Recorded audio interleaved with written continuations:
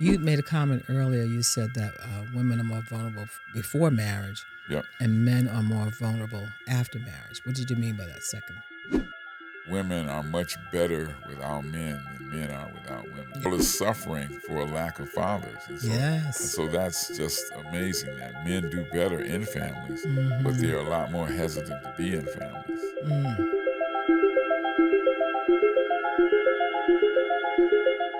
Hello, Joel Brooks here. Welcome to In Conversation with Joel Brooks. I'm here again with my lovely wife, and she has some questions that we're going to tackle.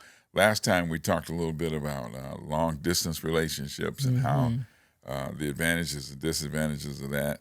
Then we talked about fear of commitment. And so if those are two issues that you want to tackle, you may want to go back and check those out. They stay up for a while, so you're able to go back and look at those. And remember to subscribe, to like us, to do all of the high-tech stuff that helps us reach people. We want to reach and we want to help people. That's why we're here. So make sure you do all that. Honey, do you have any questions for him today? Well, going back to last week's episode, we talked about the man that hangs on forever, the woman that hangs on forever, without a commitment. Right. You talked about maturity levels and all that wonderful stuff. And so, and the truth is, I guess we have to realize that I can't give you what I don't have. Right. And so explain that concept in relationships. So somebody say, hey, Yvonne, I need you to give me 10 houses. Well, I don't have 10 houses, 10 homes to give you. Yep.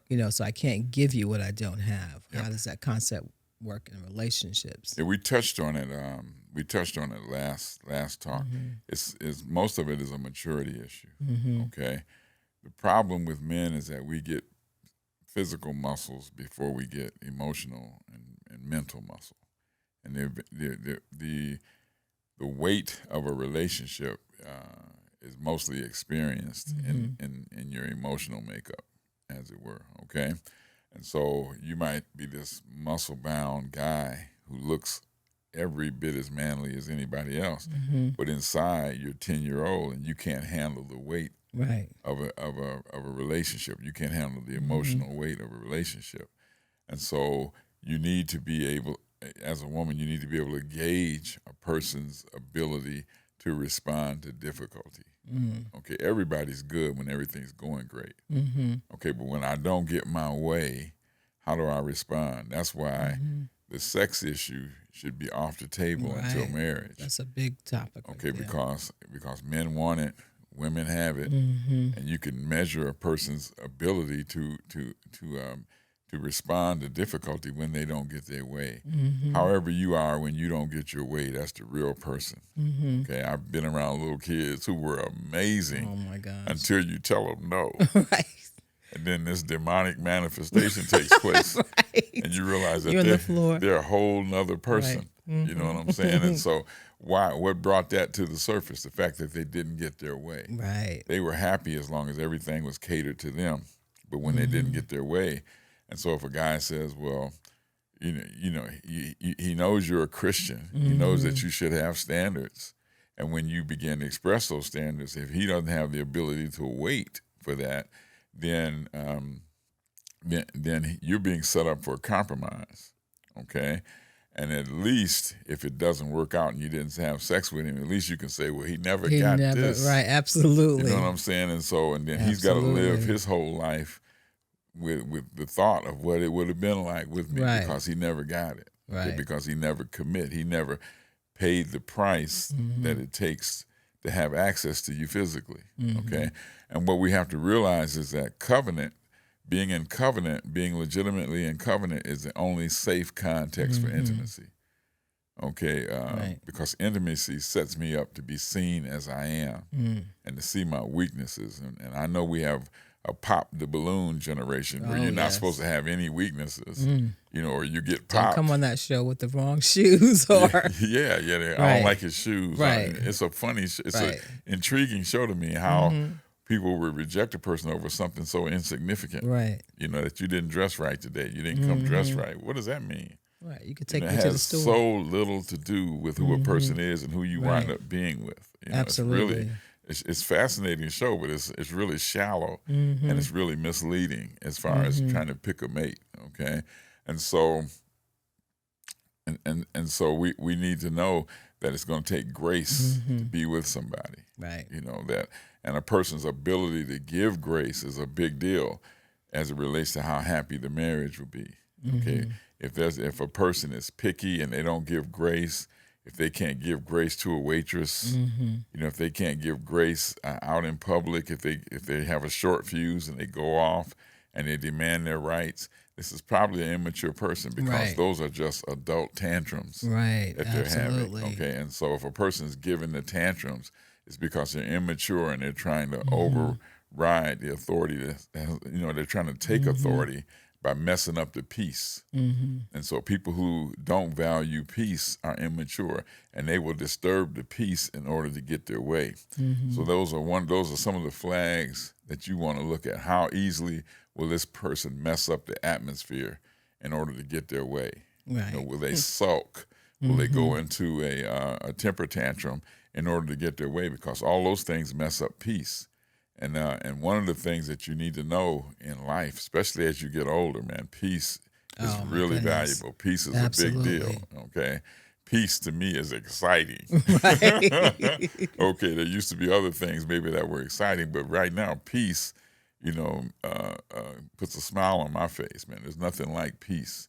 And so these are some of the things. And so to expect a 10-year-old to act like a 25-year-old is not fair. They don't have it to give. They don't have it, right. I remember there was one young lady who I was talking to, and her dad had really let her down. And she felt bad about her dad. She had resentment toward her dad. I said, look, your mom had your dad when she was 13, and his dad wasn't around.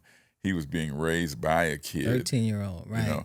And I said, so your dad doesn't have a lot to give you. Right. And you're holding him responsible for giving you something that he never had. And I'm not saying he shouldn't have stepped up, but I'm saying he didn't have the ability, and that you got to give him grace. Thank God that you got here through him, and that you're here, but he didn't have that part to give to you. You can't give somebody what you don't have. What you don't have, yeah. And that's one of the things that we do is we will place expectations on people that they can't deliver. And then we're disappointed and mad at them because we take it as malice when it was just character. I don't have it. They didn't have it to give. Right, absolutely.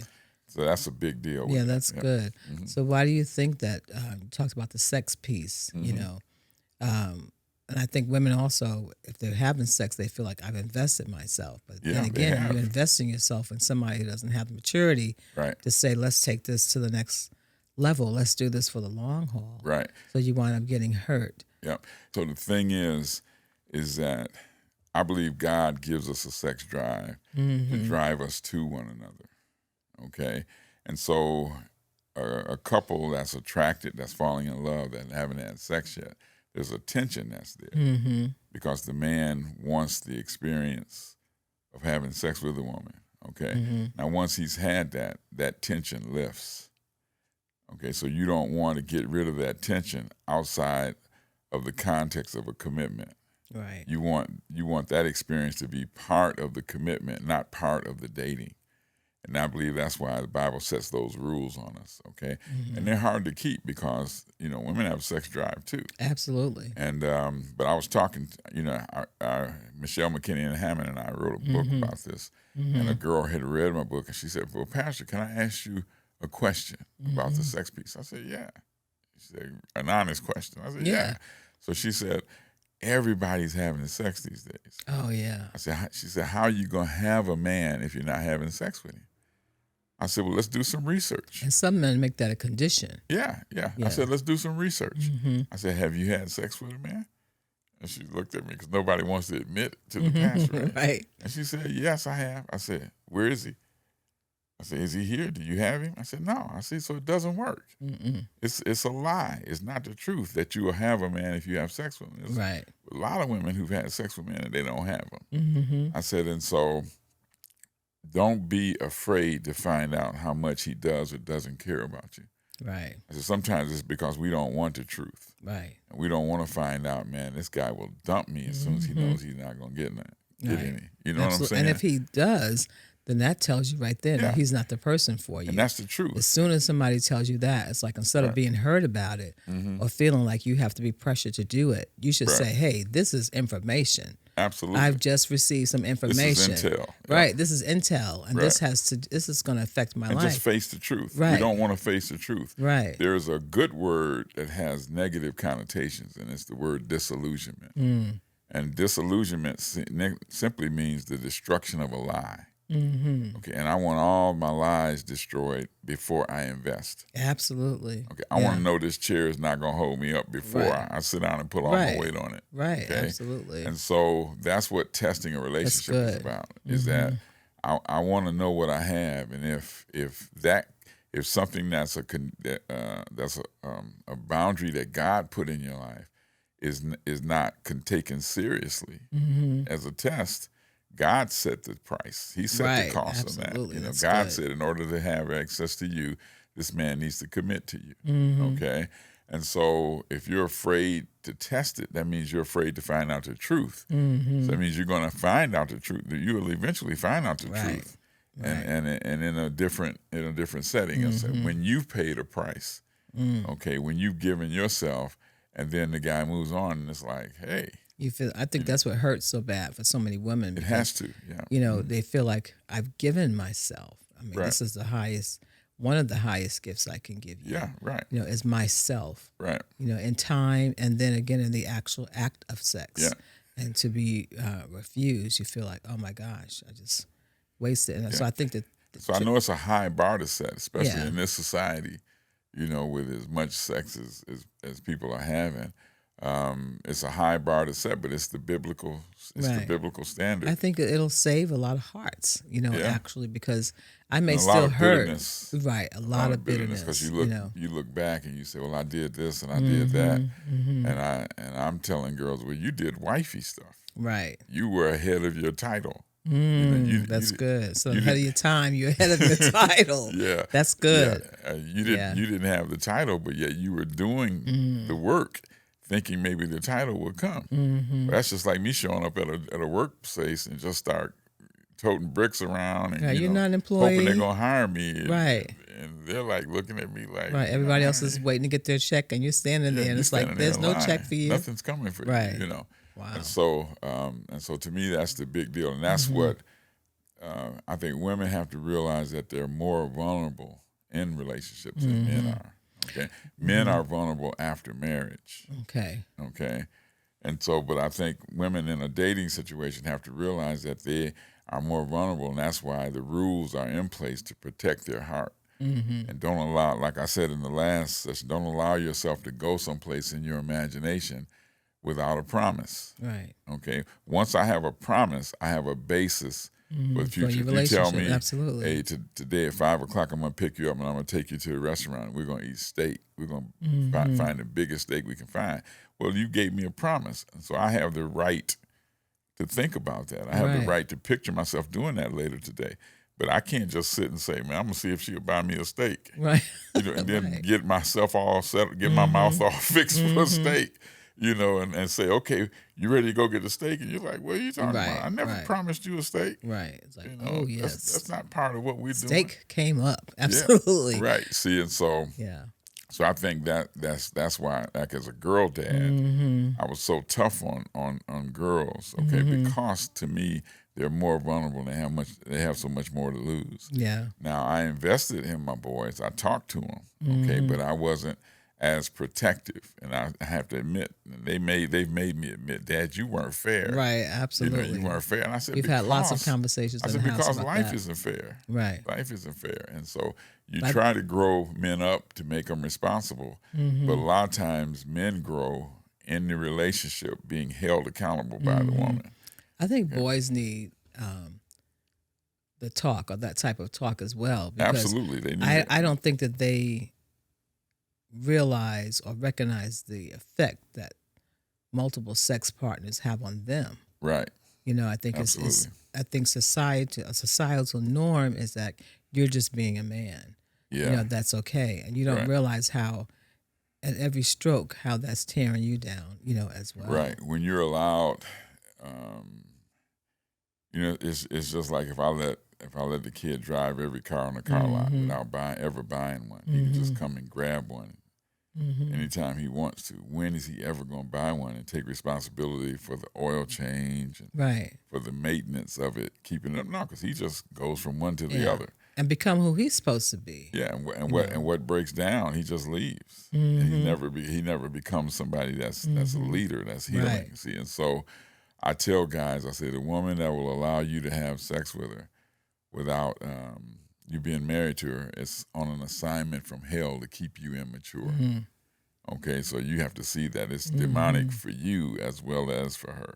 Okay, it's meant to spoil you, to keep you immature. It's meant to produce comparison in your life, so that you're always comparing this one to that one, and you're always thinking about the one you left behind. Right.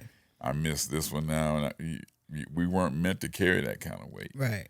You were meant to have that experience within the context of marriage, and there not be that comparison, and learn about each other, ask questions about each other, study one another, and explore how to make your physical life exciting. You don't need to be with somebody new all the time. Marriage sex is the best sex. Oh yes, because you know each other. Absolutely. Okay, and so now I know that sex can grow cold in a marriage. Okay, but that's when we have to be intentional. Go back into renewing love and all renewing that stuff. love. Right. That whole thing. Yeah. I think that incites it. It makes it fun. Yep. Yeah. You made a comment earlier. You said that women are more vulnerable before marriage. Yep. And men are more vulnerable after marriage. What did you mean by that second part of that question? Well, that statement. I believe women are more gifted relationally, and that they're able to keep the household together. Okay, I think anybody can disturb the peace in a home. Okay, but I don't think men realize how important that role of a woman is in their life as a wife. Okay, she has an impact on his kids. Right. She has an impact on his peace. She has a strong, they say happy wife, happy life. Right. What that is, that's saying she controls your peace. And so your reputation, how people see you, she's a reflection of, if she doesn't honor you, it'll be hard for people to honor you. It'll be Respect hard for your children to honor you, because she doesn't. And so not to mention the material commitment that you have to make. Okay, and so I believe that women are much better without men than men are without women. Yeah, I agree with that. Okay, it's not good that men should be alone. I mean, I think God said that. Right, he knew. So that's like, and he knew. And he was standing there. Right. And so I think cool. that's a big statement. Okay, I mean, you look at prisons; they're full of single men. Right. And so men, we do better in the family context. And the world is suffering for a lack of fathers. And so, and so that's just amazing that men do better in families, but they're a lot more hesitant to be in families. And I think we have an attraction issue too. Okay, what do you mean by that? I think women are attracted to guys who are not stable. I think there's something about being unstable. I think we can fix everything. It's like, you can't fix that. Well, I think there's an intrigue to somebody who is aggressive, who has mystery in their life, who is on the verge of trouble, bad boys. I think there's something that holds attraction. See, because I think every woman needs to share in a man's adventure. And we don't realize that there's adventure in just living every day. Right. We don't need to be dangerous to have adventure. Right. But one of the things John Eldredge says is one of the things women crave is to be part of a man's adventure. And so we don't realize that Jesus is the ultimate warrior. Right, absolutely. He came and died for us. He risked everything. He went to hell on our behalf. And was resurrected, in victory, name above all names. Right. He is the ultimate victor. He's the ultimate winner. He's the ultimate man, And so a Christ-like man lives in adventure, but his adventure is a spiritual adventure. He's not necessarily always risking his life, always on the edge of danger. And so I think there's an attraction issue there. And so I think there's a lot of guys that women may feel like they're settling for because they don't feel that sense of adventure when, riding to work is an adventure. Right. Climbing the corporate ladder is an adventure. Right. Providing for your home, raising your kids is an adventure. Oh, absolutely. And so I believe there's an issue there. And so with church guys, I think church guys have become kind of soft. And I think there's this view that, if you're in church as a guy, you're soft. And that's why we need to defeminize the church. Okay, we need to make a big, how can I say it, emphasis on being masculine. We need to allow masculine men back in church. Yeah. And they have a term now, toxic masculinity, because our society is so against manhood and masculinity that we see it as toxic when actually we need it. Right. We need men to be men and to be protectors and to be providers and to be warriors in society. So. Right. But when it's toxic, why do you think people stay in toxic relationships? I mean, well, to me, that's another conversation. Toxic, to me, is a chemical term. Means poisonous. Right. Something that's not healthy. Right. Okay. And so, in a toxic relationship to me is one that's not healthy. Right. Okay. To either or both parties. Either or both parties. Yeah. And if one person is toxic, it's usually a issue for both of them. Okay. And so you have to know when something's not healthy. Number one is when you lose your peace. Oh, yes. When you try to find yourself responsible for somebody else's mood. Yeah, emotions. Feelings, okay. Right. In other words, I don't want to set them off. Yeah, I don't want to set them off. Somebody who's touchy. See, touchiness is stupidity's armor.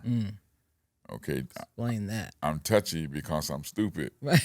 But I don't want to change. Right, absolutely. And so I hold you responsible for my reaction to things. Okay. I have a dumb reaction to things, but because I'm touchy, I hold you responsible. That's part of the toxic. Right, it's immaturity, right. And so toxic relates back to immaturity. It can also relate to mental health too. Right, absolutely. You want to make sure, I'm not saying if a person has a mental challenge, you shouldn't be with them, but they should be dealing with it. Right. They should be getting help with it. Right, and absolutely. And they should show some signs of having the victory over. You want to be with somebody who's whole. Right. Okay, if a person's not whole, they will hold you responsible. Right, for their lack in their life, for their lack of happiness in their life. They'll find a way to blame you. Right. And so, that's good. And so you don't want to spend your relationship trying to explain to somebody what you really meant. Or why you did this. Can't be in pins and needles. I can't say this. I can't do this. Right, because being insecure, an issue. Being insecure causes you to look through a fuzzy lens at life, causes you to see things differently than what they really are. Most times, absolutely. It's not there. And so you begin to judge things, you judge people, you hold people responsible for things that they can't help.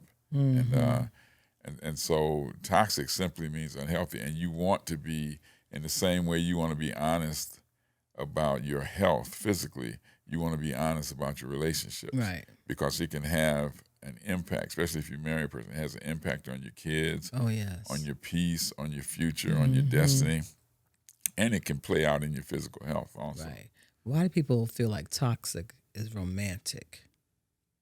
Because they have a high value for drama. Why do we go to a movie that has a storyline that's dangerous, that's risky, right? Because that stuff is interesting. Okay, like one guy, he told me he was dating a girl, and I said, "Man, isn't she kind of unstable?" He said, "Yeah, but that excites me." Oh, I said, "Well, climb Mount Everest." Right, absolutely. I said, "Go do something that's dangerous, that doesn't involve somebody else's will." Right. It's easier to conquer a mountain than it is to conquer somebody who doesn't want to act right, who wants, who's just given to change. One day they're this person, the next day they're that person. I remember I was praying and I told God, I said, God, it's so hard to know you. it's so hard to know you. And he busts in on that craziness and say, I'm the easiest person Mm-hmm. in the universe to know. Why? Because I'm the same every day. Yes. So you want somebody who's consistent. Right. That's okay? good. And consistent is not boring. Right. It gives me somebody I can relate to. Okay? Mm-hmm. 'Cause God has a mystery to him. He has deep things to him that we're always discovering. Right. But he's the same every time I come to him. He's the same. Yes. He's not moody this day and reject me tomorrow because I made the same mistake I made yesterday. Right. You know, he's consistent, and so we want people who are consistent, who have character. You know, so that's a big deal. Good. So run. Forrest, run.